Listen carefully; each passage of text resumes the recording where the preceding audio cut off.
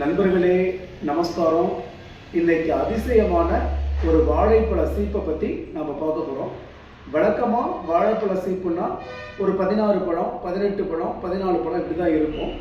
இது பாருங்கள், இது வழக்கமான ஒரு பழம். 2, 4, 6, 8, 10, 12, 14, 15 பழம் இருக்குது. இது சாதாரணத்தான். ஆனால் இப்போ நம்ம இந்த நவராத்திரி கொழுவுக்காக ஒரு வாழைப்பழ சீப்பு வாங்கிட்டு வந்துடணும்.